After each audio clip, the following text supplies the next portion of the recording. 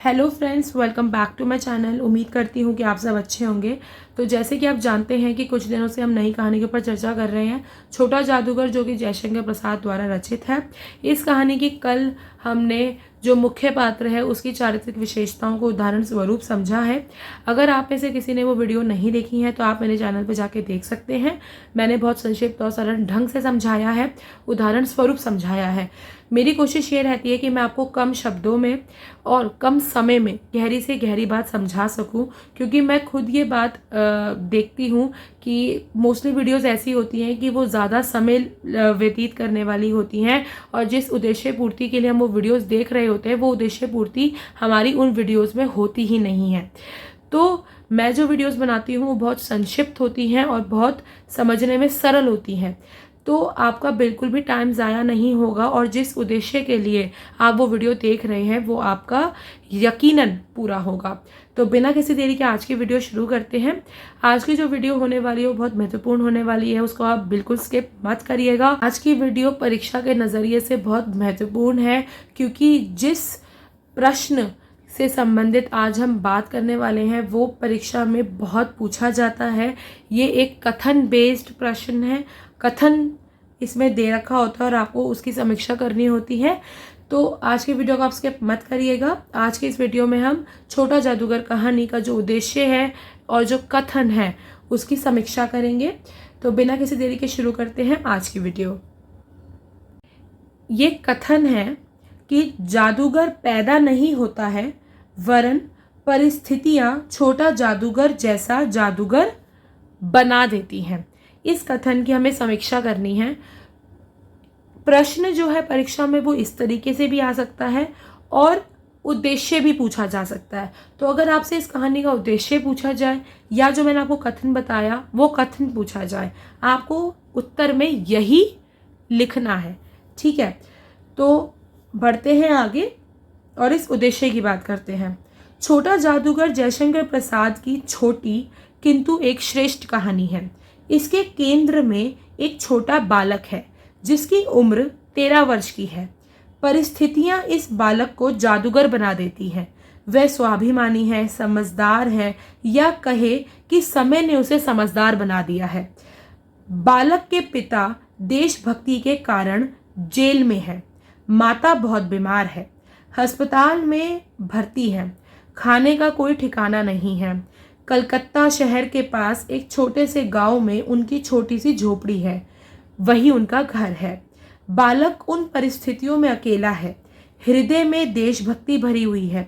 यदि माता बीमार नहीं होती तो वह भी देश के लिए जेल में चला जाता। स्वाभिमानी इतना है कि बिना कुछ किए एक गिलास शरबत पीना भी उसे खलता है। तो ये उस दृश्य के बारे में बताया जा रहा है जहाँ पर जो जयशंकर प्रसाद लेखक हैं वो जब इस छोटा जादूगर से मिलते हैं तो वो कहते हैं कि ठीक है, हम इस खेल वेल को देखेंगे लेकिन उससे पहले हम शरबत पीते हैं। तो उस टाइम पे वो लेखक को कहता है कि अगर आपने मेरे खेल को देखकर मुझे पैसे दिए होते शरबत पिलाने के बजाय, तो मैं उससे ज़्यादा खुश होता, मुझे इससे ज़्यादा प्रसन्नता होती। तो यहाँ पर उसको बिना कुछ मेहनत किए एक गिलास शरबत पीना भी उसे खलता है, उसे अच्छा नहीं लगता है। जब पहली बार लेखक से उसकी मुलाकात हुई तो उसके साथ वार्तालाप में उसका ये चरित्र उभर कर आता है। ठीक है, तो जो लेखक है वो उससे पूछते हैं तुम्हारा और कौन है। तो छोटा जादूगर बोलता है माँ और बाबूजी। तो लेखक कहते हैं उन्होंने तुमको यहाँ आने के लिए मना नहीं किया। तो छोटा जादूगर कहता है बाबूजी जेल में है। लेखक बोलता है क्यों? तो छोटा जादूगर बोलता है देश के लिए। वह ये बात गर्व से बोलता है। और लेखक फिर पूछता है तुम्हारी माँ? तो छोटा जादूगर बोलता है वह बीमार है। तो लेखक बोलता है कि तुम तब भी तमाशा दिखाने निकल चुके हो। तो जो छोटा जादूगर है उसके मुंह पर तिरस्कार की जो हंसी है वो फूट पड़ती है और वो कहता है कि तमाशा देखने नहीं दिखाने निकला हूँ। कुछ पैसे ले जाऊंगा तो माँ का उपचार करवाऊंगा।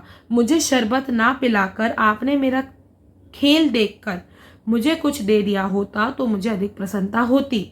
तो ये सुनकर आश्चर्य से जो जयशंकर प्रसाद है वो उस 13-14 वर्ष के लड़के को आश्चर्य से देखने लगते हैं। तो छोटा जादूगर कहता है कि हाँ, मैं सच कहता हूँ बाबूजी, माँ जी बीमार है इसलिए मैं नहीं गया। तो जो जयशंकर प्रसाद है वो कहते हैं कि कहाँ? तो जो छोटा जादूगर है वो कहता है कि जेल में। जब कुछ लोग खेल तमाशा देखते ही हैं तो मैं क्यों ना दिखाकर माँ की दवा करूं और अपना पेट भरूं। तो यहाँ पर जो छोटा जादूगर है वो ये बोल रहा है कि माँ बीमार है इसलिए मैं नहीं जा सका जेल में देश की सेवा के लिए। यहाँ पर लोग खेल तमाशा देखते ही हैं तो मैं यहाँ पर दिखाकर माँ की दवा और उनका पेट भर सकता हूँ। तो इसीलिए जो छोटा जादूगर है वो खेल तमाशा दिखाना आरंभ करता है। इस परिस्थिति ने इस बालक को खेल दिखाने वाला छोटा जादूगर बना दिया होता है। वह जहां तहां खेल दिखाकर लोगों को खुश करता है।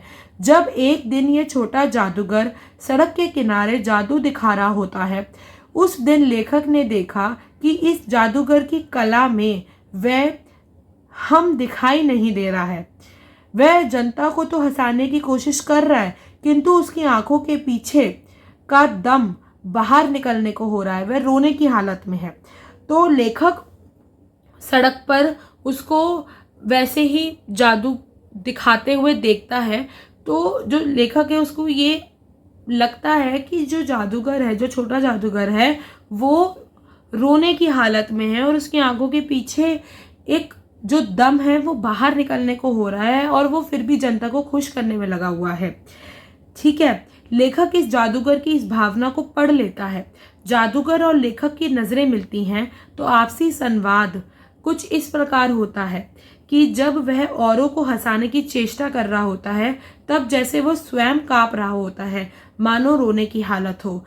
और जो जयशंकर प्रसाद है वो उसको आश्चर्य से देख रहा होता है। तो जब जादूगर और लेखक की नजरें मिलती हैं, जब भीड़ सिमट रही होती है, वो जादू दिखा चुका होता है, पैसे बटोर रहा होता है और भीड़ सिमट रही होती है, तब जादूगर की जो छोटा जादूगर की जो नज़रें हैं वो लेखक से मिलती हैं और वो आपसी संवाद होता है जहाँ पर जो लेखक है वो उसकी भावना को पढ़ लेता है और लेखक को ये पता चल जाता है उसके चेहरे से कि वो हंसाने की चेष्टा कर रहा है लेकिन वो अंदर ही अंदर काँप रहा है, मानो रोने वाला हो।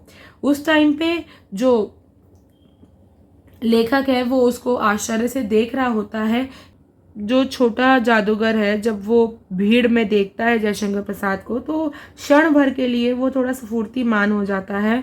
और जब छोटा जादूगर से लेखक पूछता है कि तुम यहाँ कैसे और आज तुम्हारा जो अभिनय है वो इतना जमा क्यों नहीं, तो जो छोटा जादूगर है वो कहता है कि माँ ने कहा है कि आज तुरंत चले आना।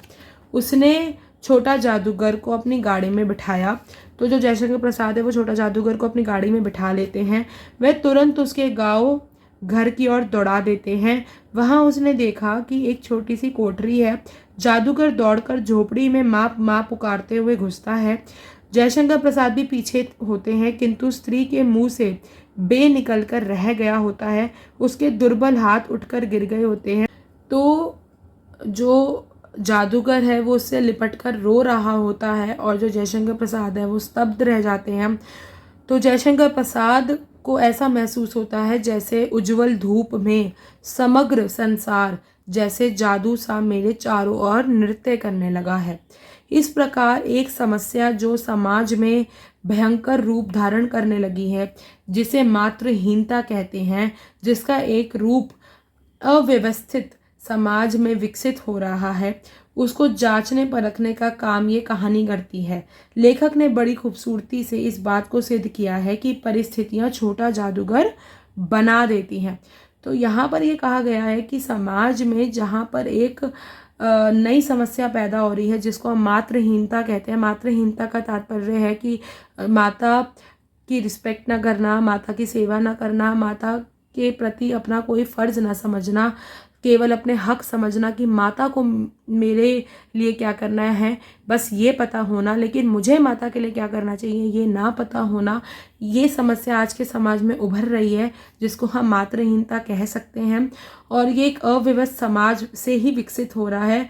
उसको जांचने परखने का जो काम है वो ये कहानी के माध्यम से जयशंकर प्रसाद ने किया है। लेखक बहुत खूबसूरती से इस बात को सिद्ध करता है कि जो परिस्थितियां हैं वो खुद ब खुद छोटा जादूगर बना देती हैं। जादूगर पैदा नहीं होते हैं, हालात उसे बना देते हैं। तो ये जो है वो कहानी का हमारा उद्देश्य भी होता है और इस कथन की समीक्षा भी। तो फ्रेंड्स, ये जो प्रश्न है ये परीक्षा में बार बार पूछा जाता है, आप प्लीज़ इसको करके जाइएगा, ठीक है। और मैं उम्मीद करती हूँ कि आपको ये वीडियो अच्छी लगी हो और आपको इसका उद्देश्य मालूम पड़ा हो। और मिलते हैं किसी नई वीडियो के साथ, तब तक के लिए गुड बाय।